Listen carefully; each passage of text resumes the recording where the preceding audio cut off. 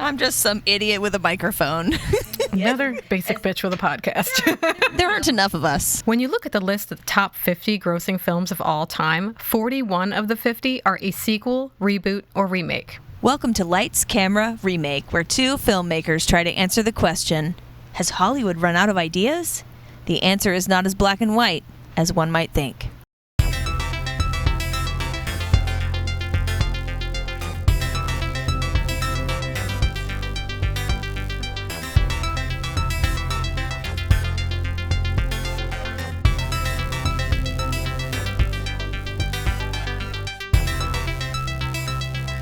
I'm Bridget LaMonica, a camera and Steadicam operator. I'm Erica Strout, camera assistant, music video director, singer-songwriter, musician, guitarist. So each episode, we take turns choosing a sequel or remake to cover, and this episode, it's my pick, and I chose Solaris. Oh yeah, this is actually my first time watching either of these movies. So yeah, if you haven't figured it out, we're going to be covering Solaris 1972, the original, and Solaris 2002 that starred George Clooney. Audiences in America didn't see Solaris until 1976, it turns out. Oh, wow. Okay, yeah. Well, I mean, things were not as, instant as we have it now. I mean, now movies can be released just about simultaneously, but back in, I would say, the 70s, it would be understood if something came to you months or years later. I heard about this when people were watching Doctor Who in the early days. You know, American audiences had to wait a year for their episodes to come to them. That's fully valid, but I will say also, think about what time the 70s was. That was high Cold War. So that they were in Soviet Russia making films, and I think Tarkovsky was held in a really high esteem, so that's how he was able to take his films to foreign festivals and get to travel abroad to film things, and I think that had a lot to do with why American audiences even got to see it in that same decade. Yeah, I think also just the manner in which and the time period in which that movie was made also translated into the type of film he used and how he filmed it. So history is very much reflected in the movies made of that time. So Solaris is a film based on a novel of the same title by a man named Stanislaw Lem, who is a Polish writer. He loved science fiction. He wrote a few different books. He was the only Polish novelist on international required reading lists in the sci-fi category. Oh, wow. He was pretty disapproving of a lot of Tarkovsky's choices for the film. Oh, they didn't get along. They didn't get along.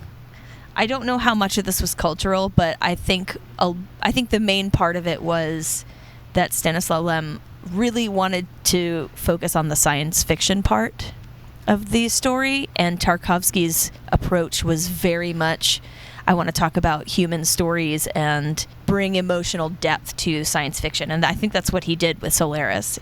If you have the patience to sit through, 2 hours and 47 minutes? It's a long one. It's a long film. That was my first time watching it, and I took it in 2 days.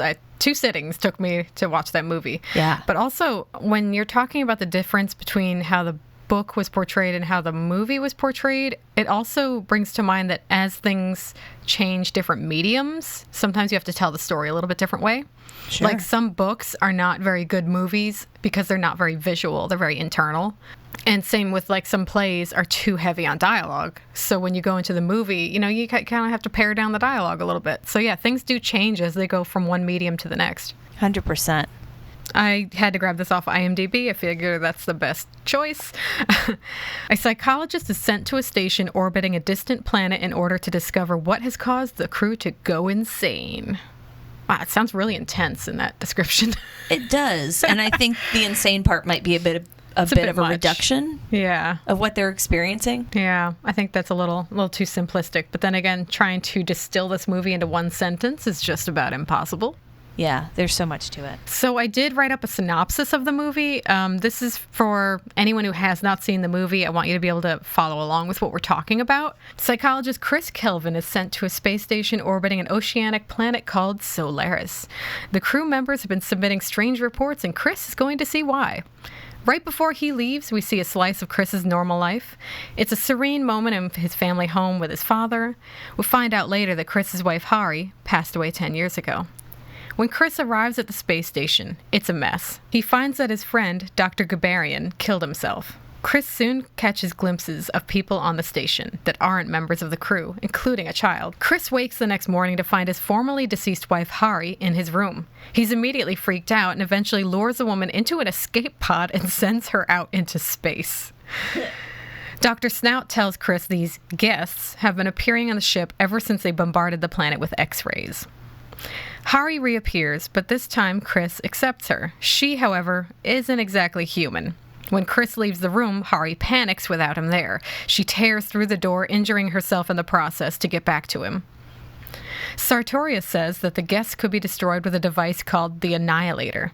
The guests are likened to laboratory experiments. Likewise, Snout suggests beaming Chris's brainwaves at Solaris in hopes that the planet will understand them better and stop sending the guests. What? That's why it stops. They sent his brainwaves at the planet, and they're like, okay, no more guests. I don't understand it either. I also just don't remember him saying that, but yeah. I mean, this is in Russian. I had to read subtitles, and I don't keep up all the time. And I think even if you're reading the subtitles, there's just, it's a different time. It's a complicated story. It's hard to fully absorb everything. It's a lot. It is more complicated than it looks. All right. Hari grows and becomes more human and independent. She learns that the original Hari killed herself. The new Hari panics over her own personhood and decides to kill herself in a brutal scene where she drinks liquid oxygen. But she is not human, so her body heals and she comes back to life. Hari later leaves Chris a note and explains that she asked the other scientists to use the Annihilator on her. The visitors have stopped appearing on the station, and islands are forming on Solaris. Chris decides whether to return home to Earth. The movie ends on Chris at his family home. It's raining. His father is there, and they embrace. The camera slowly zooms out until we see that Chris is not actually home, but on an island of Solaris. Tricky. I know, Tricky right? ending. I actually, when I got to the ending of the movie, I was just like, whoa! Like, it finally made it so worth it to get to that moment. And I do dislike endings where it's like, oh, the main character was trapped forevermore, because I like to have a little hope in my life, but it didn't feel like a doom and gloom ending. It just felt like a very questioning ending about Chris and his decisions. Yeah, I agree with you, though. The ending, it's like, it seems like it could feel kind of hopeful, like, oh, he's decided to be here, and this is, the planet is giving him, or the Solaris Ocean is giving him what he wants to exist in, the context in which, so he has his wife and he has his family and his home that he knows, but we don't know for sure if he chose it because they don't tell us. They don't spell it out. They do not spell it out. And there's several things they don't spell out, to be fair, but like, we don't know if it's because he's trapped there or if it's because he just decided that's what he wanted. Well, I also thought of a third thing as I was writing up the synopsis. Really? Well, because you know how we both glossed over the fact that they beamed his brainwaves at the ocean? Yeah. What if the planet just made a copy of him there and he did escape? That could be just a copy of him, a copy of his father, whoever, and it's just creating new versions of these people. I don't know. I'm not sure, but I think this is definitely a movie that's up to interpretation. Definitely. Yeah, that's one that I was watching this YouTube video, which I do reference in my sources, about the moment when they're floating. I didn't mention this as a synopsis because it was just so off-ball, but there's a moment where Chris and Hari are just in the room, and it's a nice moment, and everything's floating around them. You don't know if it's a dream sequence or what, but this one analysis I looked into was talking about how this represented enlightenment. You know, Hari's becoming more human. He's becoming more accepting of her, and it's just them being more enlightened in what they are to themselves. I don't know if that's the right interpretation of that scene or not. Sometimes we'll see meanings, and the original creator will be like, I didn't do that on purpose, but thanks. Yeah, absolutely. I think the theme of just like self, of personhood, of identity is very strong in this movie, because I see that first with Hari, right? So the Hari that is created from Solaris is just an impression of her husband's memories of her. Right. She doesn't exist in any way outside of how he knows her. Yeah, so she doesn't have an inner life besides what he remembered of her. But it also is problematic because he remembered, I guess because his wife committed suicide, he's also remembering that she committed suicide. So this new version is also suicidal. And it's so deeply sad because the new Hari never got a chance to be her own person. If she did have an inner life, she probably would have been different. She would have had a different personality, different thoughts about things, might not have even liked Chris. I mean, let's be honest, different set of circumstances, would she have ended up with him? Yeah, we don't know. And I think the concept of her kind of developing into a human is really interesting too, because when she first appears, she isn't human, so her suicide attempts don't work. She is desperate to be with him at all times because she doesn't know if she exists without him, without his perception of her. And I think, and it's like she isn't human, right? She came from the Solaris ocean. Mm-hmm.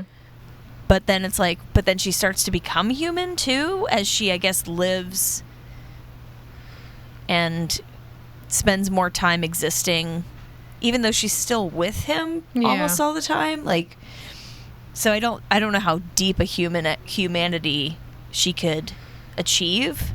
Yeah, but part of the tragedy of her gaining her personhood, of her growing into more of a human, is the fact that she realizes her being there, her existing, is holding him back. Because he's remembering his dead wife from 10 years ago.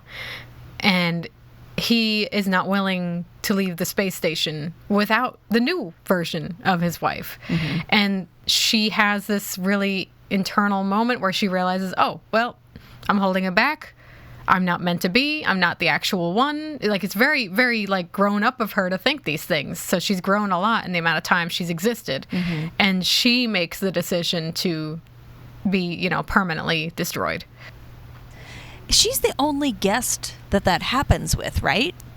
I don't know. I think we don't see everything. I did not pick up on this until I watched it with commentary. The scene where Chris watches the video message that Gabarian left for him. There's a young female. I think I really am not good at judging ages, but it was a kid, right? She's basically a kid, yeah. Mm-hmm. I don't know how old she is. She has a glass of milk that she tries to give him. She puts her arm around him while he's giving this video message. And he says something about conscience. So it kind of implies that their guests have to do with some guilt feeling or like sources of guilt that these people have in their lives.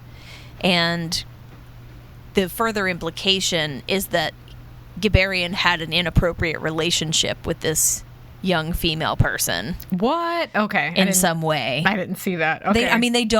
They don't spell it out. I feel like there's no way I ever would have picked up on it, but the commentary people were like, this is what's happening. And I was like, oh no. This is why we look at different sources to kind of see what did other people get out of the scene? Because I might have just watched that and thought, oh, that's his kid.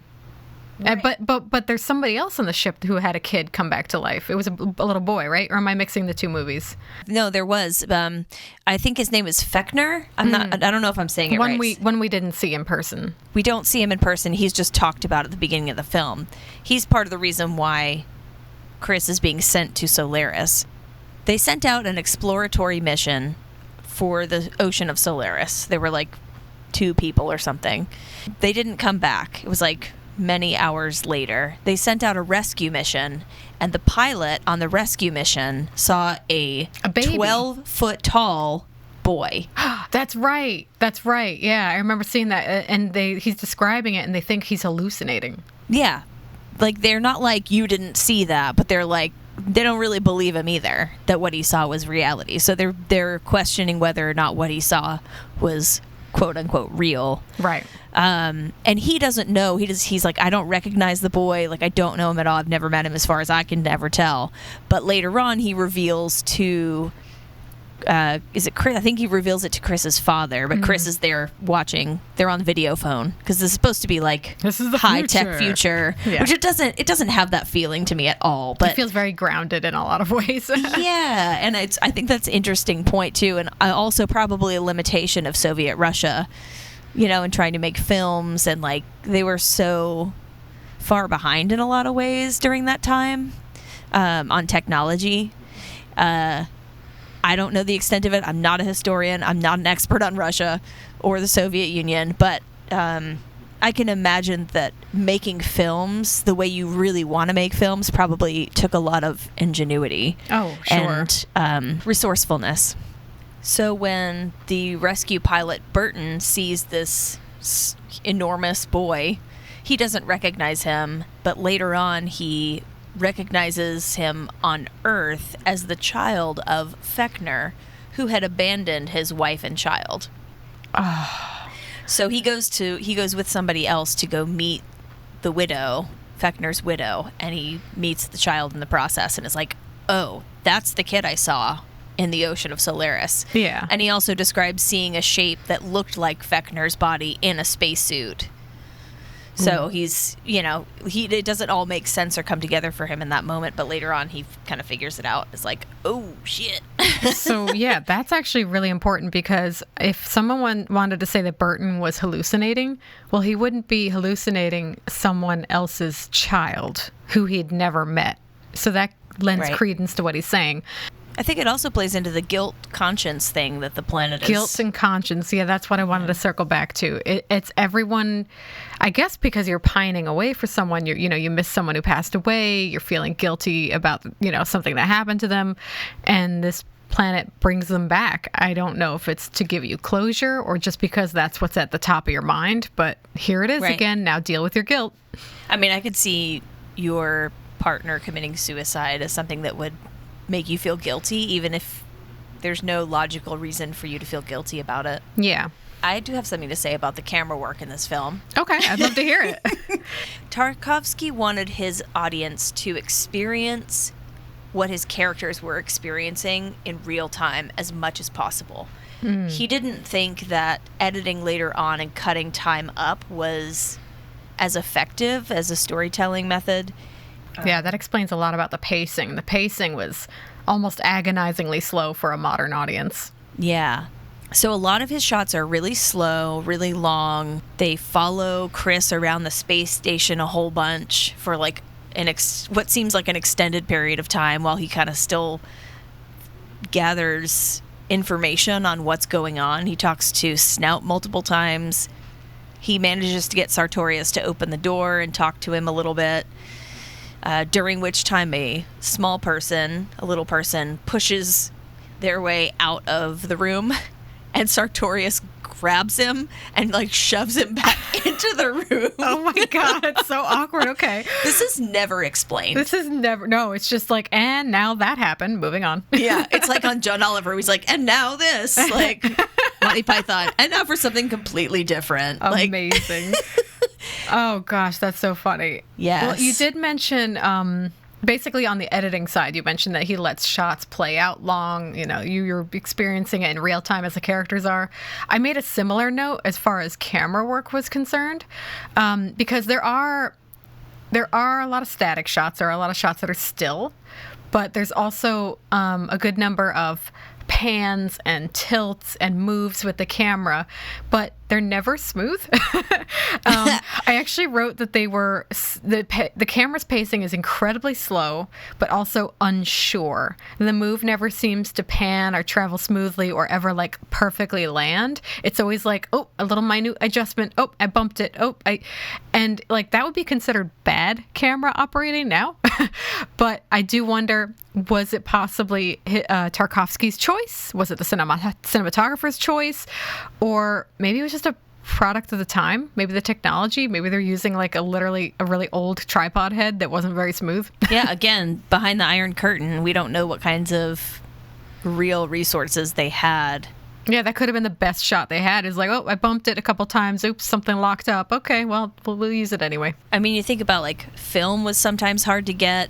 Also during this period of time, the people who were funding this film cut his budget to less than half of what they had originally promised him. Oof. So think about the challenges with that when originally you're told, oh, we're going to give you $1 million. That's rough. And then, oh, no, only $400,000. And you've already planned out for $1 million budget. Right. $400,000 still sounds like a lot of money But at the same time, if what you were planning for was $1 million, that's a big difference. Yeah, that makes a big difference. So you wonder where they had to cost cut. One of those things is it's also a choice on the director. If you're watching this movie, you notice that things are different colors. Sometimes it's sepia, sometimes it's black and white, sometimes it's a little bit blue. And this has a lot to do with different film stocks they were using. Yeah. A lot of times different scenes are done in different colors and it's evoking a mood. I can't tell you exactly which one's which. I didn't write it down at the time. But I think it was also because they didn't always have the same film stock available. So using multiple film stocks was how they got past that hurdle. Right. That's totally right. And he would strategically use black and white film for night scenes. Oh, okay. He also uses it for any of the video messaging, the recording of the meeting that Burton was part of, where they were basically putting him on trial and being like, your hallucinations may not have been real.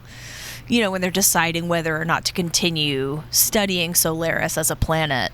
That was in black and white, yeah. That was in black and white. I think he is using it as strategically as he can, but I think you're absolutely right that there were times when he had to just figure it out and be okay with using something that wasn't the same because that was all they could get. Yeah, sometimes it's a director's choice just because that's what you had available to you. And it's like, you know what? Now we're leaning into it. Cool. Yeah, sometimes done is better than perfect, people. Oh, honestly, yeah. Just shoot the film, write the story, paint the picture. Don't be too precious about it. I really want to applaud Tarkovsky for this film because while it takes a certain level of patience, especially in today's climate, to sit down and really absorb the whole thing, I think what he set out to do, he was pretty successful at. He brought a real depth of emotion and really complicated themes into science fiction, which changed the genre. He rejected the high-tech special effects because he didn't want that to overshadow the story that was being told. I think that was a smart decision. Every element you see, even the shot at the beginning with the grass flowing in the water, that has meaning. The shot where the horse is running around in the yard freely, that has a meaning to it. Mm-hmm. He was very deliberate with everything he did, and it's very much worth a watch if you find the time to sit down and watch it, even if you have to do it in shifts like Bridget did, which is totally valid. Yeah, I wanted to say, I did say that it was slow. I did say, it was hard to get through in the beginning. But honestly, I'm really glad I did watch this. It was one of those movies I'd never gotten around to before. I'm glad I finally saw it. Pacing in the beginning was especially slow. But, I walked away with that movie feeling something, thinking deeply about the subjects and themes I saw. It still affected me, and I think that's what film is striving to do. Yeah, and I think this is one that is worth multiple viewings to fully get all of what is in it, too. Again, it's a long film. If you only get to it once, that's totally valid, but if you have the time to, dig in and, view it more than once, you'll get more and more out of it, which is awesome. And also, one of the wonderful things about art and filmmaking. Let's talk about the water theme, because we can't avoid that. One of the characters talks about Solaris as a mirror to the humans on the spaceship, and there's a lot of reflective surfaces involved in the movie, and that literally is mirrors, windows, but it's also water, flowing water. There's a stream, I think, at Chris's family home, and there's also rain that bookends the story, I believe. So talk about that a little bit. I think water as a cleansing. I mean, there's at the beginning of the film where Chris gets caught in a rainstorm that's very sudden. Mm-hmm. He just kind of sits in it, which is not something. I don't think it's a weird thing to do personally, because I also have enjoyed being in rain before, but it's not something people normally do. Mm-hmm. I think the first instinct is to go get to a dry place. Yeah. But for some reason, he feels that rain come down, and he just decides that's, that he's going to sit in that feeling. Yeah. There's a point at which, with the water flowing in the beginning, he washes his hands in the water at one point. Yeah, it's almost biblical. Right. And then think about cleansing and, Yeah. And I think, from what I understand, Russian artists really liked to incorporate religious themes in their work. That makes sense, yeah. And just the stream in the beginning, it's very, like, it's full of, like, seaweed or weeds or something. It's very green, it's very lush, it's very lively. And then parts of the movie are literally in black and white. And then we also get back to that green, lively, beautiful, bucolic farmhouse later on. Mm-hmm. And that's very intentional because the rest of the movie is not as colorful. The shots of all of the nature, like going back to nature. Like there's the driving scene where he's driving through Japan. Yes. They don't never say it's Japan. I think it's supposed to look futuristic. I think it's just supposed to look like a modern, like a more modern city that Burton is driving through. Like? Tokyo. It's like 5 minutes long. Yeah. Yeah, it's Tokyo, and there's cars everywhere, and it gets to the point where it's a really, like, chaotic, traffic shot. And you can hear all of the traffic. It's like horns going and motors and all kinds of noise, and then suddenly it cuts to a very natural-looking scene that's very quiet. So it shows very quickly technology and quote-unquote progress, and then earth and nature. Oh, I didn't think of that, but I did make a note on the sound design because, like you said, it went from those traffic noises, all that, honking, beeping traffic noises, and then you go to Chris's home, and I noted it's very quiet. So quiet. So quiet. Literally, there's times when there's just one sound effect at a time. It might be your footsteps. It might be the water running. But like normally in sound design, you layer different layers of sound and ambient noise and, all this other stuff to create your soundscape, sort of like a landscape. Right. But in this scene and in some scenes on the space station, it's literally like one sound effect at a time. Very intentional, very placed there for a purpose. So I thought that was worth mentioning. Very quiet movie for a lot of it. I think we can leave Tarkovsky at this quote that I wrote down for him. And he says, you're going to love this. He says, "If I can't make a long, boring film, I'll shoot myself." Oh my God. Apparently Tarkovsky had a great sense of humor as a human being, but as a director, he was like, all of my films are very, like, serious and deliberate and slow. That's incredible. He definitely ran the gamut out there on personality. He did, yeah. Soderbergh, you're on the chopping block now. Uh-oh, it's your turn. They remade Solaris 1972 in 2002. That's 30 years later, right? Exactly, 30 years. Okay. Solaris 2002 is pretty much a direct remake of the 1972 film. The IMDb description is as follows. A troubled psychologist is sent to investigate the crew of an isolated research station orbiting a bizarre planet.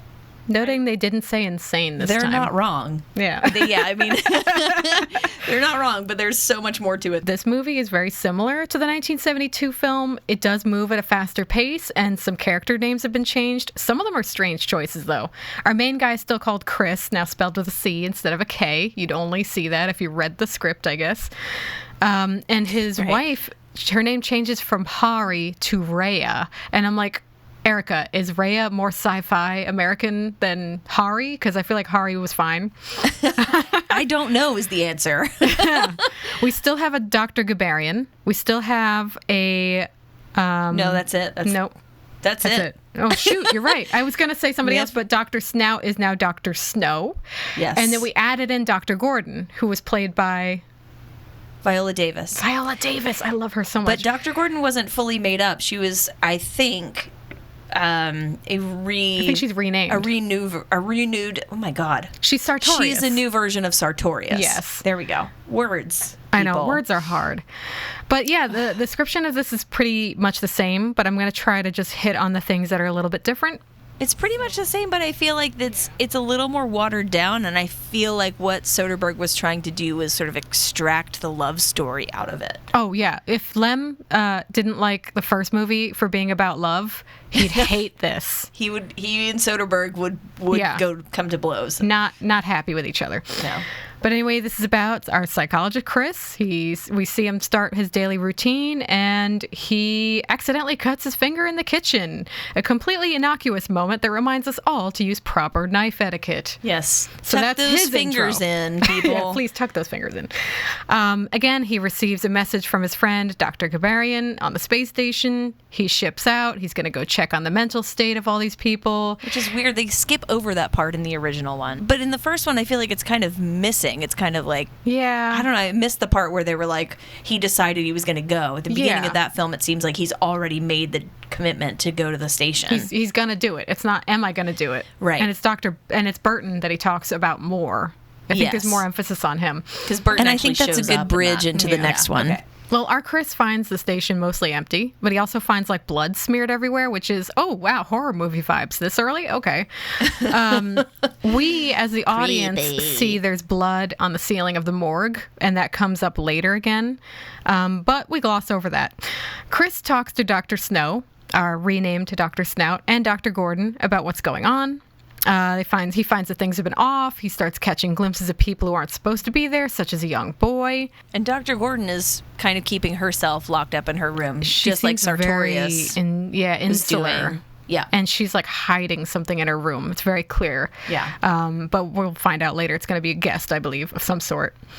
But yeah, same basic story. Chris dreams about his wife. She appears. He sends her out into space. You know, same first marriage for many stars. And then he embraces the copy of her that shows up later.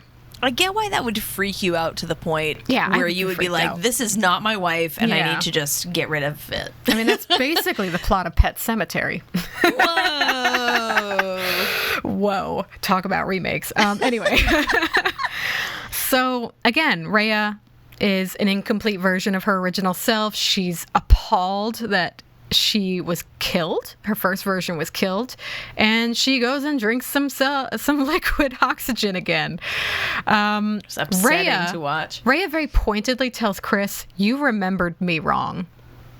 She's depressed. She's suicidal, just like her real counterpart was, and she's incomplete.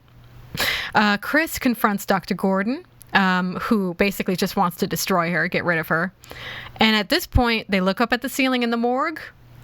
Oh, shit. I'm sorry. I missed something. Oh. I'm sorry. Well, it's the same thing. It's the same thing, right? So Rhea decides to have Dr. Gordon destroy her. This machine is renamed as well. It's called the Higgs device instead of the Annihilator. Again, I don't know why it's renamed. Whatevs. The Annihilator... It's a little too on the nose. That may have... I mean, I can't say how it would have come across in 1972 Russia, but I feel like the Annihilator almost makes it sound campy. Yeah, maybe it's for 2002, especially too camp for early 2000s. I could see that. I could see why they would change it to something else. Yeah.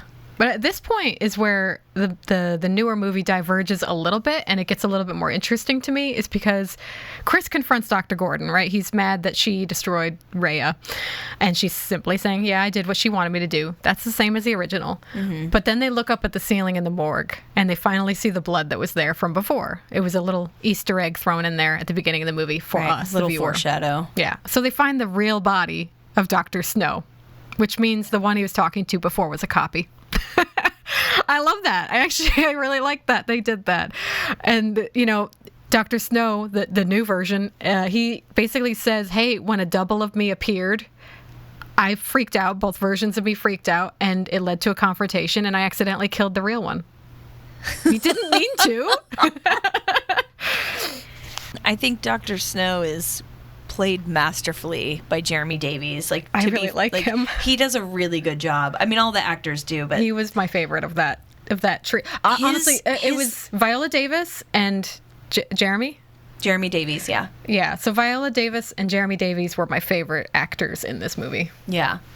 Well, Viola Davis, all props. She's amazing. She's an absolute badass. Jeremy Davies, I love how he does discomfort within his own skin. Yeah. He looks so uncomfortable the whole time. He doesn't really know how to express himself properly. And he knows that he doesn't know how to express himself. Probably because he only exists as the memory or as the perception that the original Doctor... You know what I mean? Like, he's not a complete person. Yeah.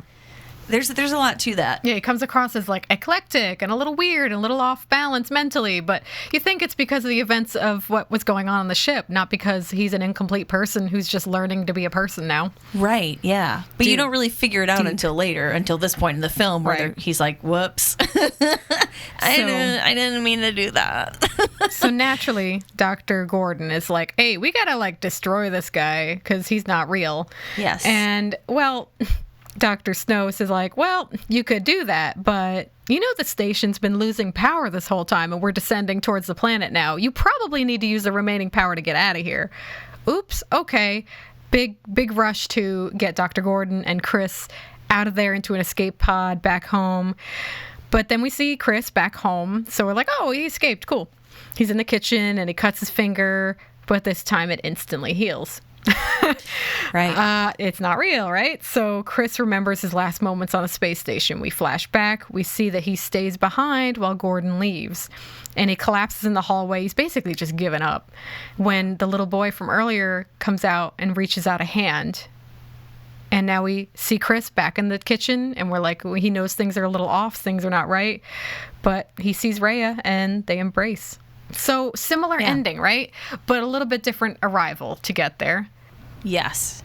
And a little bit more spelled out than the original, too. Yeah, well, it got to things quicker. It explained a little bit more because I feel like for a modern audience, you kind of had to. I mean, like, I'm all for respecting an audience to understand some things, but sometimes in sci-fi especially, you have to put out the rules of the universe. You need to know the basics. Definitely. We have no idea what the rules are, and I feel like we end the film not really understanding the rules fully. Mm-hmm. We have an idea, and I think there are some guesses that we can make around what has happened and what is going to happen. Yeah, I think so too. So, I mean, obviously it's kind of a direct remake, except for a couple little changes here and there that kind of shake it up, which is cool. Mm-hmm. I would say the themes are basically the same, although we do lean more into the romance side of things. I feel like that was more marketable, and that's what they leaned into. So naturally, Stanislav Lem would be furious. Too bad you're dead now. Love your work, but, don't be a jerk. And then I think I don't know if this is 100% or not, but I put that Rain bookmarks the beginning and end of the movie. Was it in the beginning and the end of the movie? Do you remember? It was in the beginning. I don't remember if it was in the end now. I think they still had the Rain motif. It's okay. We can always skip that. As far as camera work is concerned, the only real note I made was that there were a lot of Dutch angles. So, where the camera's slightly off. It's a little crooked. And that makes you feel off kilter, makes everything feel off balanced, and I feel like that has to do with the mental state of our characters. I enjoy a good Dutch angle, and sometimes it seems like it's a logistics thing where it's literally just that's the best way to get everybody in frame. Yeah, it could be. It could be just artistic. It could be just the frame, the composition. We are off balance on Solaris. It's a watery planet. We're in space. We're thrown off balance emotionally and psychologically while we're on this space station. I think it very much speaks to the mood of what's going on. The story itself is the same. It's just what each filmmaker decided to focus on is different. Yeah. Different filmmakers are going to have different ways of looking at things, right? Yeah. You could give 5 different filmmakers the same script. They're going to shoot it differently. And then the editors are going to edit it differently. Yeah, a film is made 3 times. If you haven't heard this cliche, a film is made 3 times. When you write it, when you shoot it, and when you edit it. Mm-hmm. So it changes throughout those processes. There's not a lot of high-tech special effects in either of those films. If you think about it, the 2002 Solaris doesn't have anything too fantastical going on. No, it has a CG planet. That's probably the most fantastical part. The set that they built is very practical. It's a real physical space they're in. Then again, I have to remind myself, 2002, they weren't exactly going to do an entire green screen environment at that time. So it kind of had to be actual sets that they were in. Yeah. It still felt very grounded, though. Like the space station has very clean lines and stuff, and it's not as spacey as you see in other movies. It still feels like a living, working place. Right after they started filming the 1972 Solaris, I don't know, I'm obsessed with this one, and I can't It's okay. Like Soderbergh, I'm like, yeah, it's a film that deserves more accolades than it received. Right. It didn't come out to very good reviews. Like, who were you saying? You said something about somebody said good film should have been called something else. Oh, wait, didn't we talk about that? Like, hey, you want to explore these themes, just make another movie exploring these themes. This is our first episode. So I want to talk about just a vast difference between these two movies when it comes to how they were received. Wait, can I finish my anecdote? I'm so sorry. Please finish your anecdote. Tarkovsky and one of the other people working the film, I can't remember the name, the two of them went to see 2001 Space Odyssey shortly after they started filming Solaris. Oh my gosh, yeah, that was a new movie then. It was a new movie. They went to see it, and they left with like a visceral reaction to all of the special effects that Kubrick had used. Right. He did not like that. He felt like it was too distracting from the story. And so at that point, he and I think it might have been the production designer, Ramadan. I can't remember for sure. Ramadan? I think it was his production designer. Okay. Anyway, from that point, their aim with Solaris was to avoid any unnecessary special effects. Okay. Because they wanted the story to shine through. I think I did actually say this earlier. Now that I'm thinking of them saying it again. No, that's fine. It's worth making a mention of, especially because this actually reminds me of modern movies where people are like, too many special effects. You're not focusing on the story. Well, they were making the same complaint in 1972. They were making this complaint about 2001, A Space Odyssey. Like, yeah. Wow. Even they were complaining about like too many special effects, focus back on the story. Both have their merits. I think there's points where they both, do very good things, telling story and showing things through technology. But Solaris did have good special effects. Like, they didn't over gloss it with a bunch of special effects, but when they did do things like the floating objects, like Hari drinking the liquid oxygen, everything looked really good, which is surprising for such an early movie. But it was so believable, so grounded, so that when they did do something fancy, I was there for it. Mikhail Ramadan, I believe is how you pronounce his name, the production designer of the 72 Solaris. Okay. He, I think, just really proved his worth because he designed the whole space station. Wow. He was involved in every like detail visually of the film, and this was one of them. I mean, it's why people get divorced a lot, I think, when they're working in film, because when working minimum 12-hour days, you're probably working 15, 16-hour days on some of these movies, and that's your life, is working on a movie. Can do. Yes. So, gosh, you better put out a good movie. If you're not willing to live and breathe film, it's a lot. Yeah, I mean nepotism still, of course, but like yeah, we'll get into that more, I'm sure. So I do want to mention, we're this podcast is about talking about remakes, talk about sequels, reboots, a lot of things that we're all tired about hearing. But let's just look at some numbers here. I just went on Rotten Tomatoes for the 1972 Solaris. It has a 93% rating on Rotten Tomatoes. That's the critic score. The audience score is 89%, which is that's still not terrible. Astoundingly high, right? I mean, for I just felt like all I saw was bad reviews. You said 72. Critic is... That was 1972, the original. Wait. Oh, 93% and 89%. So 93 critic. But now, okay, so it's in the 90s. And 89 yeah. audience. Okay. So it's in the 1972 movie is in the 90s as far as Rotten Tomato score.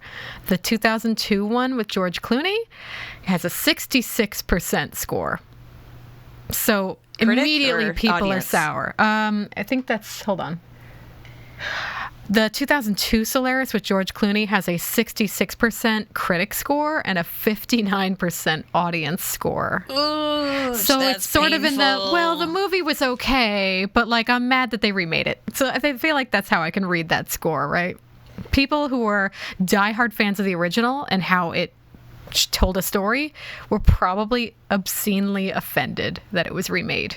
Do you think that there was also an element of people seeing the 2002 Solaris who had never seen the 72 version and were just like, what Absolutely. the fuck is this? I'm not even questioning that, because I've seen other movies where it's based on some other source material and people are like, I don't get it. It doesn't make sense. And it's like, well, if you read the book or if you saw the first movie, and they're like, I shouldn't have to understand the movie. You need to have your story encapsulated to a point where anyone can come in and understand, even if they haven't seen the source material. That's kind of the catch when you're doing a sequel or a remake, because people have to understand it. You have to reach a wide audience in order to be commercially successful. I think in this kind of context too, like you need to think of it as episodic, right? So like you spell things out so that people understand the rules of the universe, as you were saying earlier. I mean, that's a sci-fi term, but you know what I mean? Like, and it kind of makes me wish that I'd seen the 2002 Solaris before the 72 one. Interesting. I watched the first one. I watched the original first, because I was on a sci-fi tear. Yeah. And I was like, well, that's a remake. I'm going to watch the original first, because that's just the kind of person I am. That's good. I like that. It's good for your filmmaking education. But I think also, like, I mean, even when I watched Solaris, the remake, I felt like, oh, this is a well-made film. Like, I didn't hate it, but I also saw the points where it came across as a more watered-down story, even though the plot points are pretty much the same. Yeah. So. That brings upon our ultimate question. Did this movie need to be made? Ooh, did it need to be made? Well, okay, maybe I should rephrase this. Nope, I'm going to keep it there. Okay. Did this movie need to be made? Was there any reason why Soderbergh needed to do his own take on it? No. I mean... Okay. I like this right out the bat. Not really. I mean, okay. I'm going to stick with my no, because nothing that I have seen from Soderbergh has given me any indication why he decided to make this film and why he felt like remaking it was important. Okay. So without that information, I'm going to say no, it wasn't necessary. Wow. But I don't think it was a bad film either. I don't think it was a bad film either. I enjoyed this movie, but I don't know if I'd watched it in a vacuum by itself, would I have gotten the same amount out of it? Because, I watched the older movie first, and I read a bunch of stuff about it so I could understand the themes and stuff, and then I watched the 2002 one. So I came in with preconceived notions going, oh, we're going to do this, and then we're going to do that. So, should it have been made? Well, according to this Rotten Tomatoes score... No, what do you think? I don't know how I feel about it. I kind of liked it, but I also, like, if this movie didn't exist, I wouldn't be sitting here today going, man, I hope they remake Solaris. So yes or no? Yes or no? It didn't need to be made. Ooh, yes. I know. I love it when she agrees with me. It's slick. It's pretty. It's got some cool moments in it. The actors are good. I like the actors. It didn't need to be made. Yeah. Soderbergh has done some definitely more original filmmaking. For sure. But yeah, this is just one of those movies where, like, love it or hate it, it exists, but you're probably going to get more thematically out of the original movie. And this was just another Hollywood cash grab. Which begs the question, why did he, if it wasn't cash grab, could have been a cash grab. But tried anyway. But it's not like the Marvel films, though, either, where it's like, or the Ghostbusters thing, where they're, like, bringing that back around for this nostalgia factor. Yeah, you're right. I don't know if there's as much of a nostalgia factor for that very, slowly paced Tarkovsky film. Yeah, like, I'd only heard about it sort of recently when I started diving into science fiction and being interested in watching films that I hadn't seen before, and, like, classics. Mm-hmm. So I think the average, at least the average American, wouldn't necessarily have even heard of that film. Yeah, but I'm glad I watched it. I feel like my filmmaking education has gotten better now because of it. Yeah, me too. And next time we get to see what Bridget picks. So yeah, that's our commentary on Solaris 1972 and Solaris 2002. Please feel free to comment, share this podcast with some other cinephiles. Like and subscribe, people. Like and subscribe. I know it's exhausting, but please do it. If you enjoyed our episode, please do it. Join us next time because Bridget gets to pick the film. Yeah, my turn. Can't wait to next. see what it is. Oh, I can't wait. I can't wait to do this to you. Oh, yay, I'm excited. Well, everyone, stay original. Ooh.